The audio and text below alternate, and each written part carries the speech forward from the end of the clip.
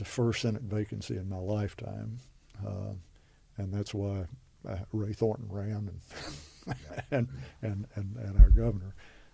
Governor Pryor, David was finishing his second term as governor. In those days, that was a 2-year term, so he had been in office 3 years at that point.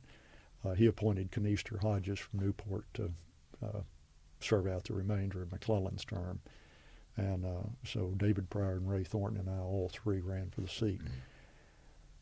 I really hated to give up Ways and Means and go from a pretty secure, safe seat as congressman, and I'd just been elected, and I felt bad about running for another office. On the other hand, a Senate seat came up so seldom, and it was so important in terms of how our state was represented and whose interests were looked after the best, that I decided to run.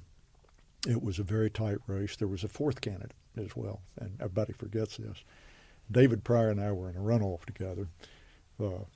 Probably the only reason I was in the runoff is Buddy Benefield, who was a friend of mine, about 15 years or 20 years older than I am. I went to his birthday the other night. Went out to Conway County, where Marlin Hawkins was the sheriff, and newspapers always alleged high levels of corruption and traffic tickets and stuff out there. But voting corruption was awful, and that was where Win Rockefeller lived also. I'd been chairman of Young Democrats for Rockefeller back in 1964, as I may have mentioned. So I knew the county pretty well. But I was not being supported by Sheriff Hawkins. And so Buddy went out there, and he sat in the counting room.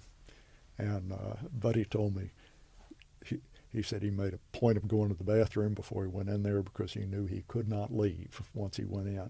He got there about 1 a.m. while they were still counting, and they kept adjourning, kept recessing, and not counting, and not counting.